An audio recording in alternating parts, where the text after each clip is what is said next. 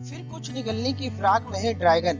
वास्तविक नियंत्रण रेखा पर जहां जहां हम लाभ की स्थिति में है, वहां वहां चीन खुद को मजबूत बनाना चाहता है। यह उसकी पुरानी रणनीति रही है। तवांग में भी उसकी यही मंशा थी। चीन ने एक बार फिर वास्तविक नियंत्रण रेखा LSC पर यथास्थिति बदलने की नाकाम कोशिश की है। इस बार उसने अरुणाचल प्रदेश के तवांग को निशाना बनाया है। LSC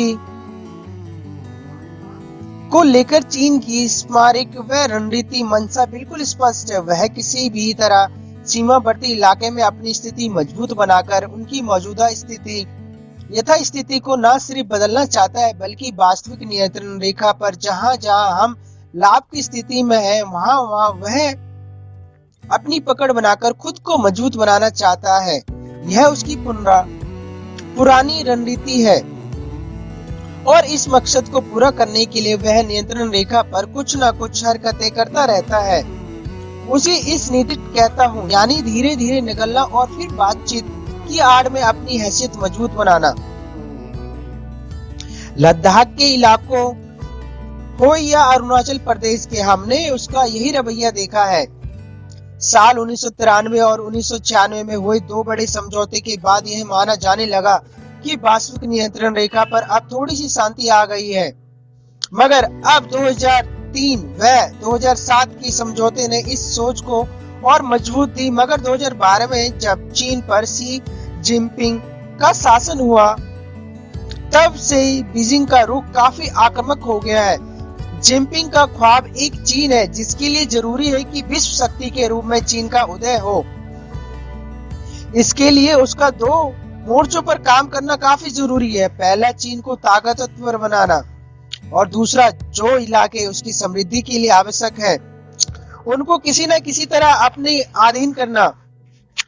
कब्जा करने का यह काम बातचीत के जरिए भी हो सकता है और ताकत के बल पर भी। चूंकि चीन वास्तविक नियंत्रण रेखा को स्वीकार नहीं करता, इसलिए जिन सीमावर्ती इलाकों को वह स्मारक व रणनीति तौर पर अपने लिए मुफीद मानता है, वह उकसाने की कार्रवाई करता रहता है।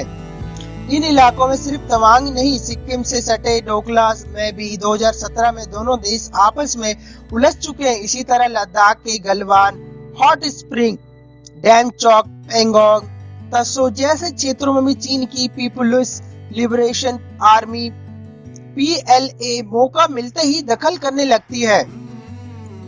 साल 2020 में पूर्वी लद्दाख में इसी तरह 3 डिवीजन PLA सैनिक आ गए थे, जिनके बाद गलवान की घटना घटी थी। हमारे जवानों ने उनका डटकर मुकाबला किया था।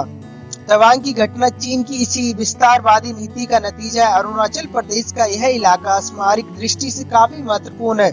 1962 में भी यह घमासान लड़ाई हुई थी। अभी जो विवाद है वह तवांग की एक पोस्ट को लेकर है, जिसका नाम है यांग तशे। पहाड़ पर यह स्मारक नीति होती है कि जो जितनी ऊंचाई चोटी पर बैठा होता है, वह उतनी अधिक दूरी निगाह बनाकर रखता है, यानी तुलनात्मक रूप से उसका दबदबा कहीं अधिक होता है। यांग तशे भी ऐसा ही एक पोस्ट है जो हमारी तरफ है, लेकिन चीन इस पर कब्जा करने की कोशिश में है। इसी नापाक मंशा के तहत उसके सैनिक 9 दिसंबर को यहाँ पहुंचे थे। उनकी संख्या करीब 300 थी, लेकिन हम भी तैयार बैठे थे। चीन के सैनिकों को देखकर हमारे जवानों ने मोर्चा संभाल लिया, जिस कारण उनको लहूलुहान होकर लौटना पड़ा। भारत चीन सीमा की खास बात यह है कि यहाँ हथियारों के साथ पेट्रोलिंग होती ही है, लेकिन सैनिक आमने सामने होने पर हथियार उठाने से आमतौर पर बचते हैं। वह अमूमन हाथों का ही इस्तेमाल करते हैं। इसलिए उस दिन भी जमकर हाथापाई हुई, जिसमें दोनों तरफ के सैनिक घायल हुए। चीनी सैनिकों की आपस लौटने के बाद फ्लैग मीटिंग हुई, जो इस तरह की घटनाओं के बाद आमतौर पर होती है। फिलहाल वहां स्थिति भारत के नियंत्रण में है, लेकिन अपने सेवा काल में चीन की सीमा पर तैनाती के क्रम में मैंने जो महसूस किया, उस आधार पर मेरा यही मानना है कि चीन अपनी हरकतों से शायद ही बाज आएगा। पेंगोंग तत्सो में बटालियन कमांडर के रूप में, अरुणाचल प्रदेश के ईस्टर्न कमांड में डिवीजन कमांडर के रूप में, और इसमें काफी पहले सिक्किम यंग में कैप्टन के रूप में 3 बार मैंने वास्तविक नियंत्रण रेखा पर अपनी सेवा दी है। उस समय LC को शांत तो नहीं कह सकते थे, लेकिन आज जैसा तनाव नहीं था। उस समय कोई तानातानी नहीं होती थी। चीन सैनिक अपने इलाके में पेट्रोलिंग करते थे और हम अपने एक मैकेनिज्म बना हुआ था, कोई झड़प नहीं। हालांकि एक सच यह भी है कि उस समय हम वास्तविक नियंत्रण रेखा के आसपास अपने इलाकों में बुनियादी ढांचों को बेहतरी पर शिद्दत से काम भी नहीं कर रहे थे। हमारी नीति आज से अलग थी। हमारी गतिविधियां उतनी ज्यादा नहीं थी जितनी पिछले कुछ वर्षों में बढ़ी है। वहां हम अब सड़कें बना रहे हैं, जवानों को तैनाती बढ़ा दी है, मगर इसकी वजह भी चीन ही है। 2012 के बाद से उसने जो आक्रामकता दिखाई है, हमें भी जवाबी कार्रवाई के लिए मजबूर होना पड़ा है। चीन दरअसल ताकत में विश्वास करता है, वह बल से अपनी बात मनवाने के पक्षधर है। जहां जिसकी जैसी ताकत देखता है उस तरह का वह व्यवहार करता है। कमजोर देश को वह दबाने की कोशिश करता है, जो अपने से बलशाली राष्ट्र के सामने 2 कदम पीछे हट जाता है। यही वजह है कि उसकी ईंट का जवाब हम अब पत्थर से देने लगे हैं। इसी से उसकी नापाक हरकतें बंद होगी। अगर वह बातचीत में विश्वास करता तो 1950 में कोरिया से जंग में नहीं उतरता, 1979 में वियतनाम से नहीं उलझता, दक्षिण चीन सागर में अपनी सीमा नहीं बढ़ाता, ताइवान पर दबाव नहीं बनाता, वह तानाशाही रवैया अपनाता। वह खुद को सबसे ताकतवर देश बनाना चाहता है।